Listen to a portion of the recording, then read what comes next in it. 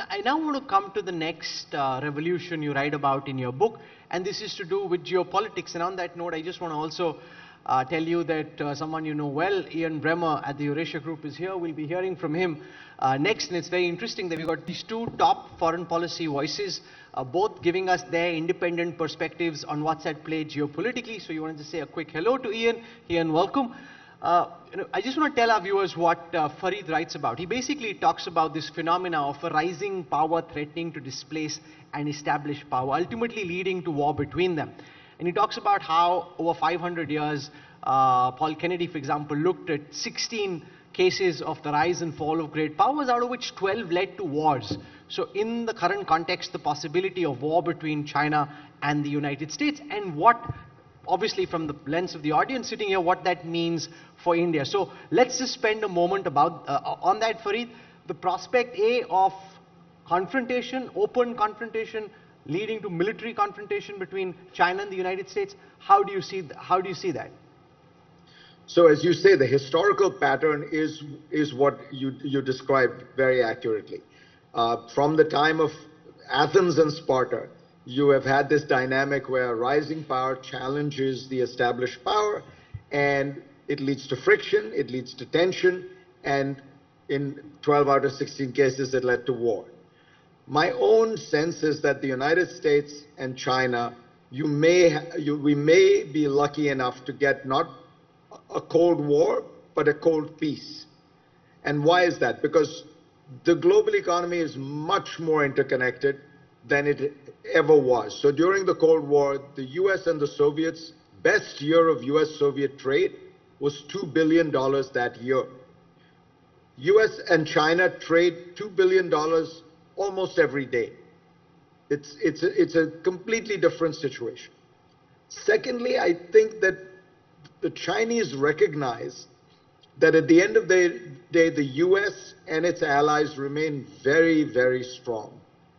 I think that if you think about the statistics I mentioned, and you think about every leading industry in the world, the US still dominates. The top 10 technology companies in the world are all American. If you look at American demographics, they are the only rich country in the world that has strong demographics because of immigration. America is an energy powerhouse. It makes more oil than Saudi Arabia. It makes more natural gas than Qatar. China, it has bad demographics. It has no energy. It has to import all its energy. It is not dominating the technological space. So it's in a very different position. So we may luck out in getting a cold peace rather than a cold war, though of course on something like Taiwan, things could go wrong very easily. Now, where does India fit into this? India looks like it's in the cat's bird seat. It's able to be wooed by both sides at some level. It's able to play so that it is both seen by the Americans as a friend and at the same time busily buys Russian oil at a discount and Russian weapons. And I think that gets India an enormous amount of freedom of maneuver. My own view is that India, at the end of the day, will want to be more solidly aligned with one of these camps, because the world is fracturing, and you are ending up in a technological two-zone world, and increasingly there will be a kind of economic two-zone world, with the Chinese dominating parts of the global south, other countries, and the Americans and Europeans having their own essentially zone. And I say the two sides will trade with each other in a cold peace. But India would benefit enormously if it were more solidly aligned with the West, with the free world, with the democratic world. And it would be able to reap enormous rewards technologically, in commercial terms, economically, but also culturally, if it was seen more solidly aligned in that way. I worry sometimes that this path India is on will leave it not, with enormous freedom of maneuver, which everyone thinks about, but will leave it stuck in a bit of a no man's land. Let's remember, to play that role of being the great freelancer with all the options in the world, you should be already an advanced industrial country. India's per capita GDP is 2,500, 2,800. It is the poorest country in the G20. It is a country that needs at least 9% growth to be able to break the back of poverty. And for all those reasons, it needs a much stronger alliance, a much stronger economic relationship with the Western world, with the centers of the most advanced technology in the world. And I fear for, what are we getting out of this multi-aligned policy? A little bit of nationalist pride, a little bit of strutting around, being able to say everyone is being nice to us, everyone is bowing down to us.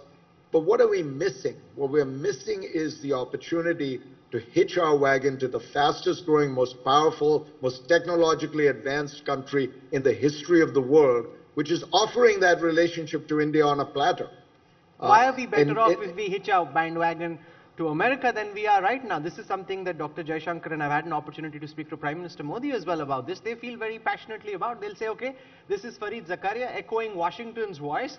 It is in India's national interest to do what works best for India. Why should we listen to Fareed Zakaria? How would we be better off if we did what you said? Because of exactly what I just said. Because India needs America more than America needs India. I mean, that's why this is not Washington's view. Washington will be fine with India. There's very little that India gives Washington. In any case, India is not going to veto a UN resolution that America wants because it doesn't have the veto. In any case, India is not going to add in any significant way to the deterrent capacity that the US needs with regard to China, because that's largely a naval issue. And India does not have a powerful navy by any stretch. So the issue is, if India wants to modernize, if the fundamental goal, remember, this reminds me a lot of the non-aligned period, where, because of Nehruvian pride, and this ideology that said we are morally superior to capitalism or communism, we're going to chart our own path. India decided to basically stay aloof. South Korea, Japan, Taiwan picked sides. India and South Korea had roughly the same per capita income in 1950. Actually, India's was a lot higher than South Korea's.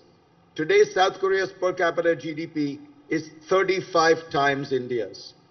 So you tell me, was it worthwhile for South Korea to hitch its wagon to the fastest growing, most technologically advanced country in the world? Or was India's strategy of this Nehruvian aloofness and moral sanctimony and Krishna Menon giving fancy speeches at the UN, what did that buy India? And I fear that we are in the same position. You will not get the full benefits of a comprehensive strategic relationship, economic, technological, and political, with the United States if you don't make a choice. If you want to play this game, of course you can. India's a big country. Even in the 50s, it was a big country. Just the sheer population and geography dictate that. But you're losing out. It's the opportunity cost that I'm talking about.